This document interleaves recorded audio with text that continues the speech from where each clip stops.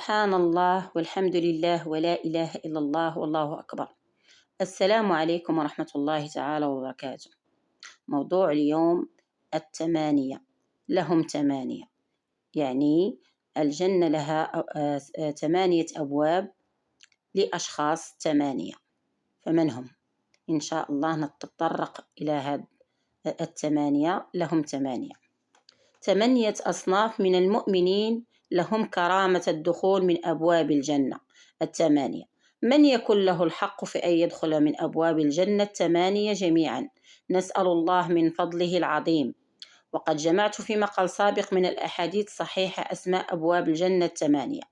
كذلك أنقل لكم 8 أصناف من أحاديث صحيحة بالاتفاق، أو على قول بعض العلماء 8 لهم كرامة الدخول من جميع الأبواب. الأول توحيد مع إسباغ الوضوء. عن عمر بن الخطاب رضي الله عنه قال: قال رسول الله صلى الله عليه وسلم: ما منكم من أحد يتوضأ فيبلغ أو فيسبغ الوضوء ثم يقول: أشهد أن لا إله إلا الله وأن محمد عبد الله ورسوله، إلا فتحت له أبواب الجنة 8 يدخل من أيها شاء. وفي رواية لمسلم: من توضأ فقال: أشهد أن لا إله إلا الله وحده لا شريك له وأشهد أن محمد عبده ورسوله. رواه مسلم. الثاني التوحيد مع الإيمان بالغيب. عن عبادة بن الصامت قال: قال رسول الله صلى الله عليه وسلم: من قال أشهد أن لا إله إلا الله وحده لا شريك له وأن محمدا عبده ورسوله وأن عيسى عبد الله وابن أمته وكلمته ألقاها إلى مريم وروح منه وأن الجنة حق وأن النار حق، أدخله الله من أي أبواب الجنة 8 شاء. رواه الشيخان. الثالث النفقة المضاعفة. عن أبي هريرة رضي الله عنه أن رسول الله صلى الله عليه وسلم قال: من أنفق 2 في سبيل الله نودي من أبواب الجنة يا عبد الله هذا خير. رواه الشيخان. والرابع التوحيد مع لزوم السمع والطاعة في المعروف. عن عبادة بن الصامت أن النبي صلى الله عليه وسلم قال: من عبد الله لا يشرك بشيئا فأقام الصلاة وآتى الزكاة وسمع وأطاع فإن الله يدخله من أي أبواب الجنة شاء، وله 8 أبواب. وما من عبد الله لا يشرك به شيئا وأقام الصلاة وآتى الزكاة وسمع وعصى فإن الله ما أمره بالخيار، وإن شاء رحمه وإن شاء عذبه. رواه أحمد وحسنه الشيخ الألباني والشيخ شعيب. الخامس من قدم له 3 من الولد. عن عتبة بن عبد السلمي أنه سمع رسول الله صلى الله عليه وسلم يقول: ما من عبد يموت له 3 من الولد ولم يبلغه الحنث إلا تلقاه من أبواب الجنة 8 من أين شاء دخل.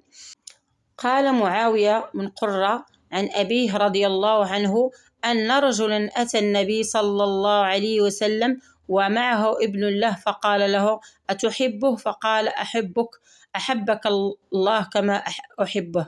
فمات ففقده فسأل عنه فقال: ما يسرك إلا تأتي بابا من أبواب الجنة إلا وجدته عنده يسعى يفتح لك. سبحان الله. رواه النسائي. قال الألباني صحيح. السادس صلاح المرأة.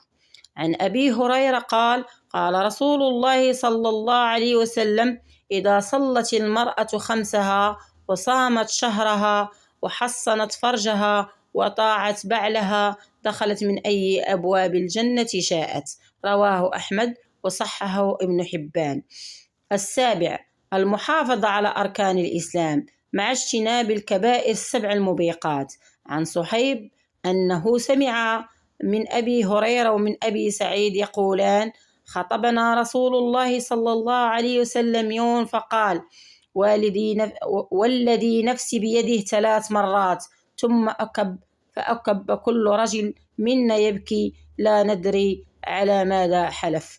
ثم رفع رأسه في جهة البشرى فكانت أحب إلينا من حمر النعم، ثم قال: ما من عبد يصلي الصلوات الخمس ويصوم رمضان ويخرج الزكاة ويجتنب الكبائر السبع إلا فتحت له أبواب الجنة. فقال له: ادخل بسلام. صححه ابن الخزيمة وابن حبان. 8. النجاة من سفك دم محرم أو نيل شيء منه. عن عقبة بن عامر الجهني قال: قال رسول الله صلى الله عليه وسلم: من لقي الله لا يشرك به شيئا ولم يتندى بدم حرام إلا دخل من أي أبواب الجنة شاء. رواه أحمد، وهذا لفظ وابن ماجه، وحسنه بشواهد الشيخ شعيب. تنبيه: كل صنف ذكر بوصف معين فمعناه أنه بلغ في الغاية، أو وصف بترك محرم فمعناه والله أعلم قد قدر عليه وعصم منه. والسلام عليكم ورحمة الله تعالى وبركاته.